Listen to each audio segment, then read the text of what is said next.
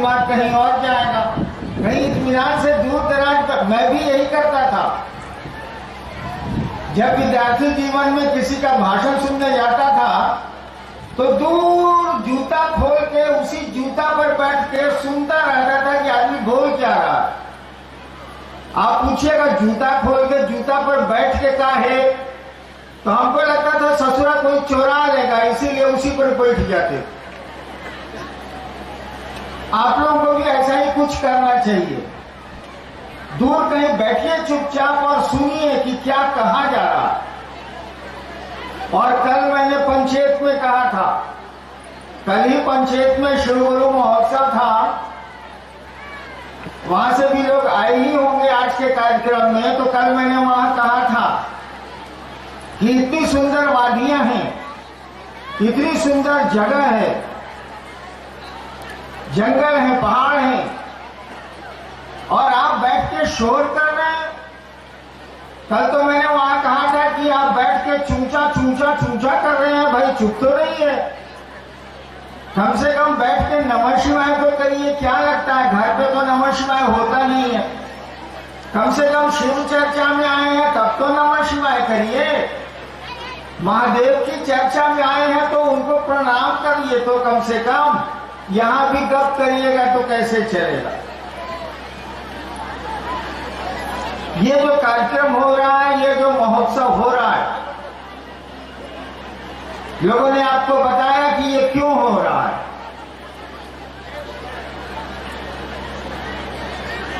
हम लोग ऐसे कार्यक्रम आयोजित करते हैं, हमारे गुरु भाई बहन के ऐसे कार्यक्रम आयोजित करते हैं जिसका मकसद होता है कि लोग शिव को अपना गुरु बनाएं। यही बात सुनने और सुनाने के लिए हम लोगों की ये परिचर्चाएं, ये महोत्सव हुआ करती, यानी शिव को अपना गुरु बनाए। शिव तो गुरु है, उनको दोबारा कोई गुरु बनाएगा, वो तो कई हजार साल से गुरु है। अरे भगवान है, ईश्वर है, तब तो गुरु है ही। तो उनको गुरु नहीं बनाना है, शिव तो गुरु है, उनको अपना गुरु बनाना है, यानी खुद को उनका शिष्य बनाना है, चेला बनाना है। शिव को अपना गुरु बनाना है। महादेव कौन?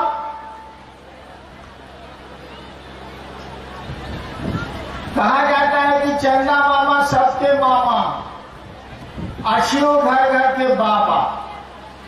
चंदा मामा सबके मामा, अशिव घर घर के बाबा। वही महादेव है, वही गुरु भी है, वही महादेव भी है, वही महाकाल भी है, वही बहुत कुछ है। उसी को अपना गुरु बनाना है। और बनाएगा कौन? हमारा आपका शरीर संबंध नहीं बनाता है, हमारा आपका शरीर रिश्ता नहीं बनाता है, हमारा आपका मन संबंध बनाता है, मन रिश्ता बनाता है। तो उस गुरु से भी, उस महादेव से भी जब हम आप उसको अपना गुरु बनाएंगे तो मन ही हमारा उसको अपना गुरु मानेगा, शरीर नहीं मानेगा। शरीर न शैतान होगा न वो भगवान होगा, शरीर शरीर है। आदमी का मन ही शैतान होता है, आदमी का मन ही शिव होता है। तो मन ही महादेव को अपना गुरु बनाएगा, शिव को अपना गुरु बनाएगा। और मन बनाएगा कैसे? मन के पास कौन उपाय है? अरे सोच लीजिए कि कोई मेरी बहन है, सोच लीजिए कि कोई मेरी बहन है और भाई बहन का रिश्ता बन गया। सब देखिए कि भूल मत जाइए। ठीक उसी तरह से सोच लीजिए कि शिव मेरे गुरु है, हे महादेव आप मेरे गुरु हैं, ये सोच लीजिए। शर्त ये है कि इसको भूला मत जाइए, भूल नहीं जाइए इस बात को कि आपने शिव को अपना गुरु माना। और देखिए वो महादेव आपके प्रति कैसा कैसा काम करता है, आपकी जिंदगी धीरे धीरे धीरे धीरे सुंदर हो जाएगी। धीरे धीरे कहाँ सुंदर होगी? हमने कहा धीरे धीरे, आहिस्ते आहिस्ते। क्यों? किसी चीज को बनने में समय लगता है, टूटने में समय नहीं लगता। किसी चीज को बनाइएगा तो उसमें समय लगेगा, तोड़ना चाहिएगा तो उसमें समय नहीं लगता है। बहुत कम समय में कोई चीज टूट सकती है, लेकिन बनने में तो समय लगता है। तो उस महादेव को अपना गुरु बनाना है, बनाएगा हमारा आपका मन। और मन के पास जो औजार है, जो रिंच है, जो मशीन है मन के पास, वो है उसका विचार, उसका सोचना। आप सोचें कि शिव मेरे गुरु हैं और इसको भुला नहीं जाइए, इसको भूल मत जाइए कि शिव को आपका गुरु आना है। यह रिश्ता कायम हो जाएगा, वो आपके गुरु होने लगेंगे, आप उनके शिष्य बनने लगेंगे। यही काम करना, कोई इसमें लफड़ेबाजी नहीं है, कोई परेशानी नहीं है। हम लोगों ने कहा कि आप भुला मत जाइए।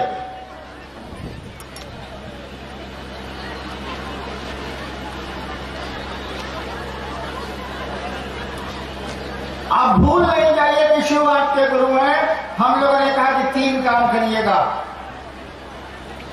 जो 3 सूत्र सुनते हैं ना, कुछ नहीं है, 3 काम है ये। पहला काम है कि जब भी जहां भी आपको याद पड़े वो महादेव, मन ही मन सोचिए कि हे शिव आप मेरे गुरु हैं, हे महादेव आप मेरे गुरु हैं, हम पर दया कर दीजिए। जब भी आपको मौका मिले इस बात को सोचिए, मन ही मन सोचिए, बोलने की जरूरत नहीं है कि हे महादेव आप मेरे गुरु हैं, मुझ पर दया कर दीजिए।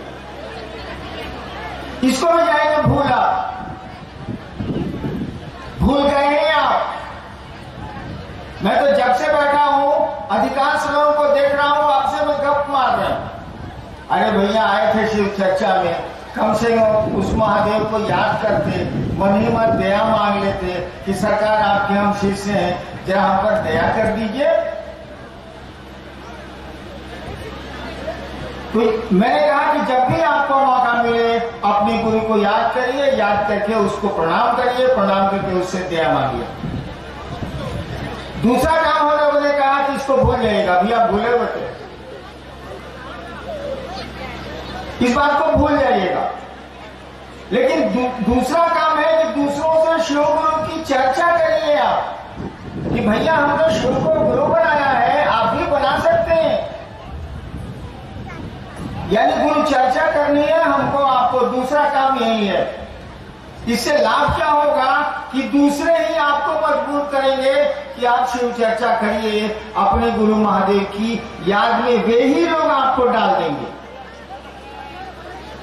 अभी यहां महोत्सव चल रहा है ना, आपको मन हो या नहीं मन हो, आप आए ना किसी के कहने पर और शिव की चर्चा सुनेंगे। यानी दूसरों से शिव गुरु की चर्चा आपको मदद करती है इस याद में रहने के लिए कि शिव को आपने अपना गुरु बनाया। और तीसरा काम हम लोगों ने कहा कि भैया जब मौका मिले ना तो नमः शिवाय कर लीजिए। और सबसे आसान तरीका है नमः शिवाय का कि यहां बैठे हैं या खड़े हैं, सांस आती है तो सोचिए कि नमः आ रहा है। ध्यान से सुनिएगा, सांस आती है तो सोचिए कि नमः आ रहा है, सांस जाती है तो सोचिए कि शिवाय जा रहा है। यानी नमः शिवाय तो मंत्र है, उसको सांस पर चढ़ाइए, सांसों की माला का इस्तेमाल करिए, गिनती की कोई जरूरत नहीं है। सांस आती है तो नमः, सांस जाती है तो शिवाय। चलिए सांस की माला से उस शिव को प्रणाम तो कर लेंगे, उस शिव को तो कोई लाभ होगा नहीं हमारे प्रणाम करने से, लेकिन हमको आपको तो लाभ होगा।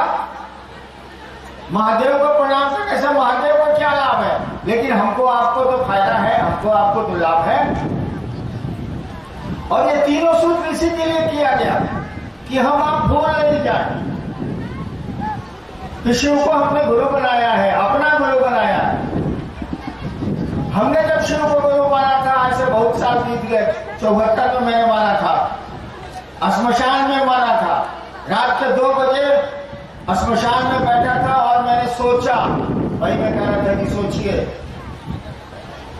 मैंने सोचा कि गुरु भगवान होता है कि भगवान गुरु कहे नहीं है, महादेव को भगवान कहते हैं इसलिए महादेव गुरु है। मेरे दिमाग में आया कि गुरु को भगवान बोलते हैं, गुरु साक्षात परब्रह्म, तो भगवान गुरु कहे नहीं है। गुरु जब भगवान है तो भगवान गुरु कहे नहीं है। अब भगवान शिव को बोलते हैं, महादेव को बोलते हैं, इसीलिए शिव गुरु है, महादेव गुरु है। और हमको तो मालूम भी नहीं था कि शिव गुरु है, मैं तो जानता भी नहीं था कि शिव गुरु, मुझको पता नहीं। लेकिन सोच लिया कि शिव को मैंने गुरु बनाया है तो फिर उससे हटे नहीं, आप वहीं खड़े रह गए। आपको भी मैंने कहा कि सोच लीजिए कि शिव मेरे गुरु हैं और इस बात पर खड़े रहिए, इस बात को भूलिए नहीं, और एक दिन परिणाम आ जाएंगे। धीरे धीरे आपको लगेगा कि चीजें बदलती जा रही हैं, अब कुछ अच्छा होने लगा। ये 3 सूत्र करने, 3 काम करने हैं। सूत्र कुछ नहीं है, वो काम है। दया मांगनी है, दूसरों से गुरु की चर्चा करनी है, और तीसरे में जब मौका मिले तब प्रणाम करना है। 2 ही बार कर लीजिएगा, 3 ही बार कर लीजिए, 1 घंटा एक बार कर लीजिएगा। अभी एक बार नमः शिवाय कर लिया, फिर आधे घंटे के बाद याद पड़े महादेव तो एक बार नमः शिवाय कर लिया। सांस आई तो नमः, गई तो शिवाय। नमः शिवाय हो गया मंत्र शिव का पंचाक्षर। शिव को नमः शिवाय का अर्थ ही होता है शिव को प्रणाम। नमः शिवाय संस्कृत का अर्थ ही है शिव को प्रणाम। ये 3 काम करने हैं बस। अब आइए देखते हैं कि आपने लिख के क्या भेजा। जिज्ञासाएं देखते हैं कि आपने लिख के क्या भेजा है। चर्चा तो आपने बहुत सुनी होगी, मेरी भी सुनी होगी, आप भी करते ही होंगे क्षेत्रों में। आपने भेजा क्या है लिख के? कतरास से शिव कुमार वर्मा भाई हैं, जिनकी जिज्ञासा है कि मनुष्य का इच्छा रूपी पेट कब भरता है या इसे कौन भर सकता है? एक भाई ने पूछा है इच्छा रूपी पेट। एक भाई ने पूछा है कि हम लोग इच्छा करते हैं कि कब बंद होगा, किसका पेटवा कब भरेगा। इस बात को समझिए, जिन्होंने प्रश्न भेजा है उनको समझने की जरूरत है। एक बात जान लीजिए, ये पूरी दुनिया उस शिव की इच्छा से बनी है। कहा ही जाता है शिवेच्छा बलियसी, शिव की इच्छा ही ताकतवर है। कहा ही जाता है इच्छा मात्र प्रबोध सृष्टि। ये पूरी जो सृष्टि है, ये जो पूरा बना हुआ है, हम लोग जो पैदा होते हैं, रहते हैं और चले जाते हैं, ये जो सिस्टम है, ये जो चल रहा है शाश्वत नियम, ये शिव की इच्छा से चल रहा है। हम लोग भी पैदा हैं शिव की इच्छा से, उस ईश्वर की इच्छा से हम लोग भी पैदा हैं।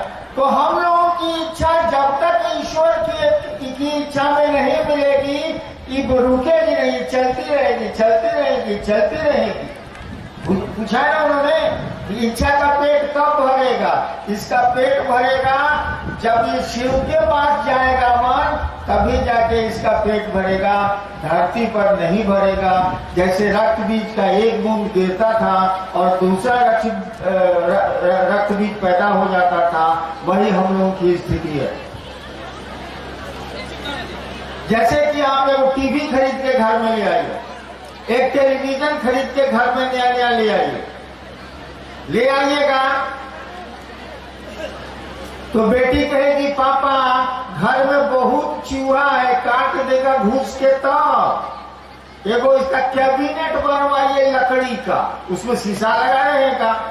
अब लीजिए बहुत जुगाड़ पैसा करके आप टीवी खरीदे, अब हुआ कि साला एगो लकड़ी का डिब्बा में इसको रखने के लिए बनवाना होगा, फिर उसके लिए पैसे की जरूरत पड़ेगी। चलिए कैसों करके आपने लकड़ी का एक डब्बा बनवाया, कैबिनेट बनवाया, टीवी को रखना भी शुरू किया। बेटवा एक दिन बोला कि बाबू ये लाइन 4 घंटा रहता है, दूध तरीके कौन देखेंगे, एगो जनरेटर कीन दीजिए, जनरेटर। अब लीजिए साला बड़ी मेहनत करके कैबिनेट खरीदा, टीवी खरीदा, अब बेटवा कह रहा है कि एगो जनरेटर कीन दीजिए। अच्छा ये बड़ी मुश्किल से वो जनरेटरों किनाया। अब हुआ कि साला 5 लीटर डीजल हर सप्ताह में पड़ेगा। साला खाए की कमाए की साला डीजल 5 लीटर हर सप्ताह में जनरेटर बोलते टीवी चलाने के लिए। यानी देखिए, जैसे जैसे आप इच्छाएं करेंगे, एक इच्छा पूरी होगी, दूसरी इच्छा पैदा होगी। एक इच्छा पूरी होगी, तुरंत दूसरी इच्छा पैदा होगी। यही सिस्टम चलता है। यही रक्त बीज के तरह एक इच्छा जैसे पूरी हुई, दूसरी इच्छा वैसे ही शुरू हो जाएगी। ये कब खत्म होगी? जब ये इच्छा ईश्वर से मिलने की होगी, ईश्वर के सानिध्य में जाएगी, जब शिव के करीब जाएगी, तब ठहर जाएगी। कहे कि उन्हीं की है, उन्हीं के पास जाएगी, तभी ठहरेगी, नहीं तो इस ससुरी का पेट नहीं भरने वाला।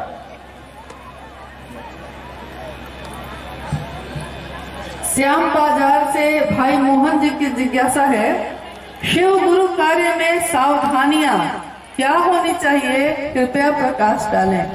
सावधानियां क्या होनी चाहिए बताइए। पूछो ना होना चाहिए। हम लोग लेफ्ट राइट कर रहे हैं यहाँ पर। सावधान विश्राम। शिव गुरु चर्चा करते हैं, उस महादेव निहंग की चर्चा करते हैं, उसको भी देखिएगा तो लगेगा कि सारा जंगली है पूरा ही।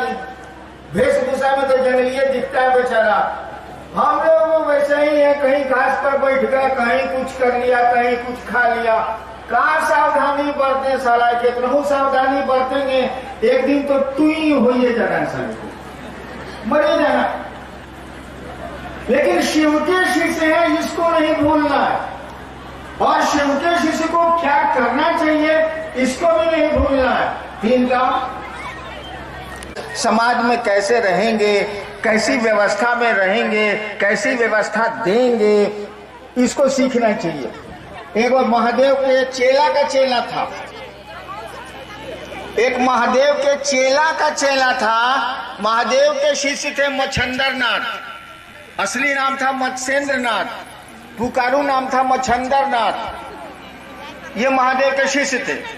उनके शिष्य थे गोरखनाथ, उनका असली नाम था गोरक्षनाथ, पुकारू नाम था गोरखनाथ।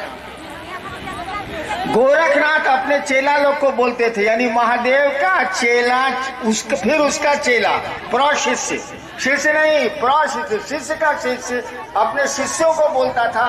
आपको हम सुनाते हैं, सुनिए। हवा की ना चाली बा। गोरखनाथ अपने शिष्यों को कहते थे, हवा की ना चाली बा, मैंने हवा खबक के नहीं चलेंगे। हवा की ना बोली बा, ठबक ठबक के नहीं बोलेंगे। धीरे धरिबा पाँव, अपने कदम को धीरे धीरे रखेंगे। गर्व न करीबा, अहंकार नहीं करेंगे। गर्व न करीबा, सहजे रहीबा, सहज रहेंगे। भड़क गोरख राम, गोरखनाथ इस बात को कहते हैं, भड़क गोरख राम, यानी शांत रहेंगे। शिव का शिष्य तो साधु होता है, तो साधुता का परिचय देगा ना, लहंगा का तो परिचय नहीं देगा वो। तो इसमें सावधानी कुछ नहीं है। लेकिन ये तो याद रखना ही होगा कि आप किसके चेला है। बाप रे बाप, महादेव के शिष्य कहते हैं शिव मेरे गुरु है, उनसे बड़ा गुरु होता ही नहीं। तो साधुता तो आनी चाहिए ना, शिव से बड़ा कोई साधु नहीं है, तो शिव का शिष्य भी तो साधु ही होगा। सावधानी नाम की कोई चीज नहीं है, मात्र ख्याल रखना है कि शिव आपके गुरु। साहब का महोत्सव व्यक्ति विशेष के बुलावे पर होता है या क्षेत्र में लोग शिव गुरु स्वरूप से कमजोर हैं, वहां साहब ज्ञान का ज्योत जलाने जाते हैं। एक भाई ने पूछा है कि इलाका में शिव चर्चा कमजोर होती है तब आप आते हैं कि कोई बुलाता है तब आप आते हैं? वही बात ना, हम बुलाने पर आते हैं, न इलाका में शिव चर्चा कमजोर होती है तब आते हैं। जब ससुरा मन करता है तब आते हैं। इलाका में शिव चर्चा कमजोर होगी तो हमारे बाप को क्यों औकात नहीं है कुछ करने का? जब करेंगे तो महादेव करेंगे, हम क्या करेंगे भाई? हम भी चेला, आप भी चेला, दोनों भाई है ना। अंतर इतना ही है कि थोड़ा पहले हम पैदा हो गए थे शिव सिस्टम में, थोड़ा बाद में आप पैदा हुए, इतना ही फर्क है ना अंतर। पैदाइश में थोड़ा सा लेट हुआ है आप में। हम 74 में शिव को गुरु माने, आप बाद में माने होंगे, दोनों भाई है ना। तो हम आके कौन सी कर लेंगे बताइए? तो जरा कमजोर है तो हम क्या करेंगे? जे करेगा महादेव न करेगा। और किसी के बुलाने पर हम जाए ना तो हो बाप रे बाप, इतना आदमी बुलाता है, इतना आदमी बुलाता है कि एगो टांग इधर रहेगा, एगो टांग उधर रहेगा, एगो हाथ उधर रहेगा, एगो हाथ उधर रहेगा। हम कहेंगे सलामी को नहीं पता। तो वही बात ना, हम किसी कैसे आते जाते नहीं है। जब हमारा मन करता है कि चलो उधर, लोग तो कहता ही रहता है, हम कह देते हैं आते हैं। कोई कारण इसके पीछे नहीं होता है। हो सकता है आप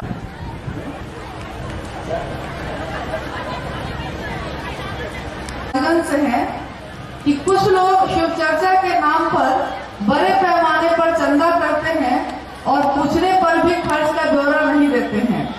ऐसे लोग मुख्य रूप में यहाँ मौजूद हैं, कृपया समझाएं। अरे इसमें हम क्या समझावे भैया, उनको हिसाब देना चाहिए। जब आप लोगों से पैसे लेते हैं तब आपको हिसाब देना चाहिए।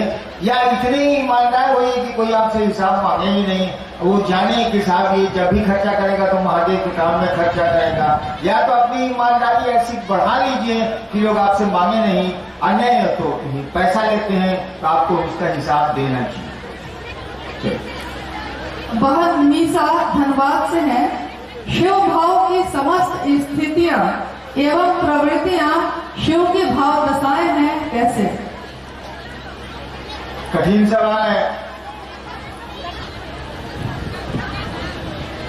कैसे पढ़िए तो आप सुनिएगा तो हम जवाब दे सकते हैं। जिज्ञासा है, शिव भाव की समस्त स्थितियां एवं प्रवृत्तियां शिव के भाव दशाएं हैं, कैसे? हाँ भैया, एक चित्रकार है मान लीजिए जो तस्वीर बनाता है, तो तस्वीर में जैसा जैसा रूप रंग और वो श्रृंगार करेगा, जैसा भाव उस चेहरे पर डालेगा, वह भाव उसके मन में आया तभी न चित्रकार ने तस्वीर में डाला है। ऐसी ऐसी विश्व में तस्वीरें हैं जिन पर बहुत हंगामा हुआ है, फ्रांस में और जगह ऐसी ऐसी तस्वीरें बनाई गई हैं। लोग कलाकारों ने बनाई हैं, चित्रकार ने बनाई हैं, मोनालिसा वगैरह की, पिकासो ने बनाई थी, और लोगों ने बनाई थी, लियोनार्डो दा विंची ने बनाई थी। उस पर विश्व में बहुत हंगामा हुआ, इतनी सुंदर तस्वीर थी, बहुत हंगामा हुआ। तो उस तस्वीर में जो जो स्थितियां परिस्थितियां दिखलाई गई हैं वो तो चित्रकार के मन में थी तभी ना उसने दिखलाई। ठीक उसी तरह से ये पूरी दुनिया वो जो शिव जी ने बनाई है उसकी इच्छा का प्रतिफल है ये संसार। इसीलिए यहाँ जो कुछ भी होता है फिर एक पल में जितना घसकते हैं ऊंचाई की ओर वो भी शिव की भाव दशाएं हैं। कोई पेड़ सूखता है वो भी शिव की भाव दशाएं हैं। कोई इंसान पैदा होता है वो भी शिव की भाव दशाएं हैं। पूरा संसार ही उसी का है, पूरी दुनिया ही उसी की है, जीव भी उसी के हैं, जगत भी उसी का। अंतिम जिज्ञासा है, बहन गिरजा की तेतुलमारी से है। शिव शिष्य का आचरण कैसा होना चाहिए? अभिमुख कहा है, हाँ भुला गए भाई। हाँ, शिव शिष्य का आचरण कैसा होना चाहिए? अभी ना बोले, शिव जैसा होना चाहिए, जैसा करो वैसा चाहिए।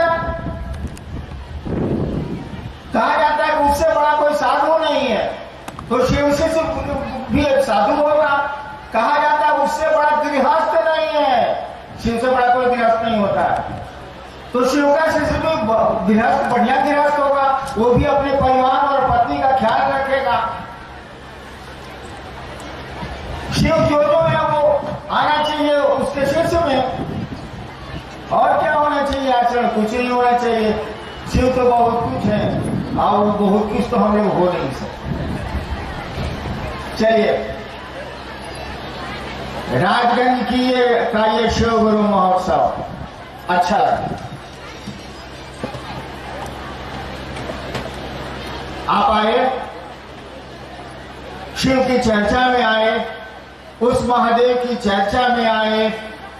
मैं महादेव का शिष्य अपने गुरु शिव से ये प्रार्थना करता हूँ कि आपका जीवन सुखमय हो, सुंदर हो और शिवमय हो। और शिव के शिष्य के रूप में यही अनधिकार आशीर्वाद भी देना चाहता हूँ कि आप सुखी हो, आपके जीवन के दुख कम हो जाए, आपका जीवन शिवमय हो। और इसी के साथ जितने लोग यहाँ हैं खड़े, मेरी आवाज जहाँ जहाँ जा रही है, सारे लोगों के चरणों में मैं अपना प्रणाम निवेदित करता हूँ। आप मेरा प्रणाम स्वीकार करिए, यह शिव के शिष्य का प्रणाम है।